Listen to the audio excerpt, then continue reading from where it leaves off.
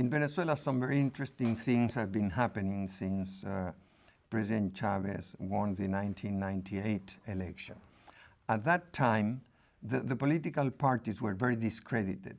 In the 1998 presidential election, the two largest political parties that were used to getting over 80% of the national vote got less than 3% of the national vote. So people were very scared to what would happen to democracy. The economy and the politics of the country had been coming down for the last 20 years, I would say. And people loved the freedom and the opportunities that democracy brought to them, but they were very dissatisfied with the performance of the political parties in power. And that's one of the reasons why Lieutenant Colonel Chavez got elected by a substantial majority. I mean, he won 56% of the votes at that time. So in society, it started to develop groups to protect the vote. That's one very important movement.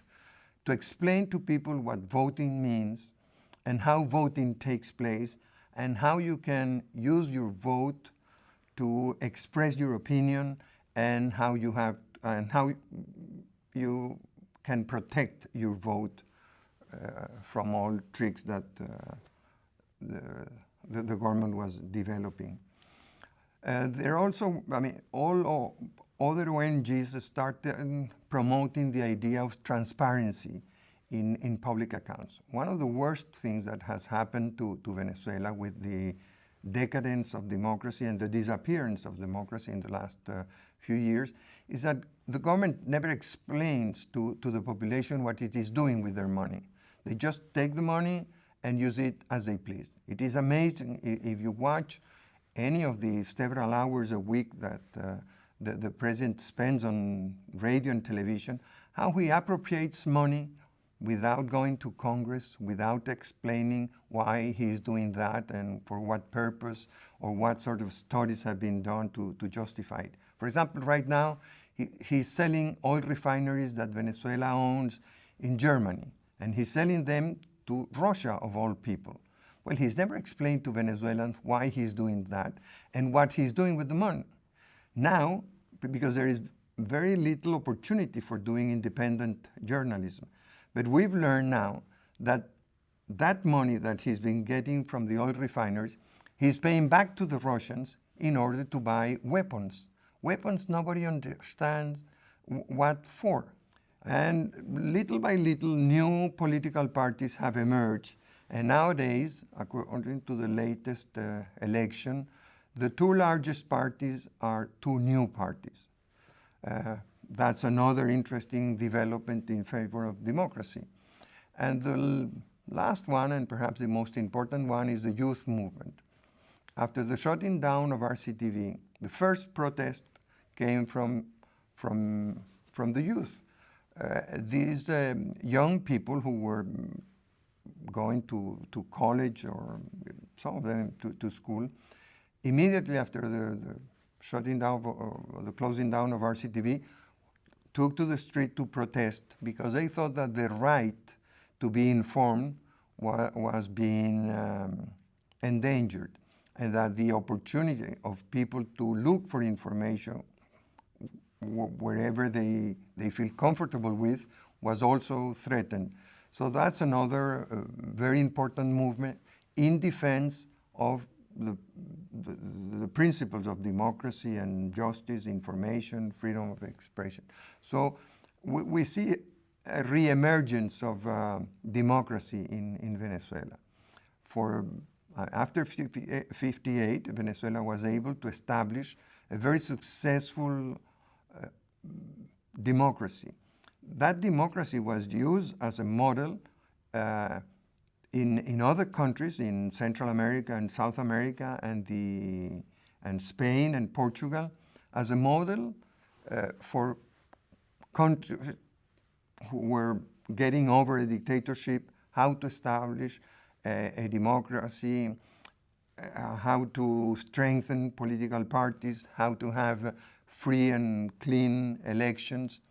And after being an example for so many countries, Venezuelan democracy started to decline.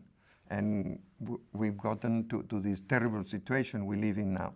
So the way to restore democracy has been through developing ONGs protecting human rights and protecting and promoting democracy, transparency, as I mentioned before.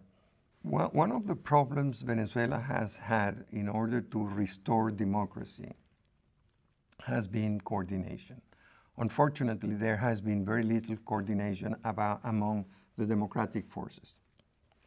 It's very interesting to see how the vote of the pro-democracy parties has been growing up ever since the election in 1998.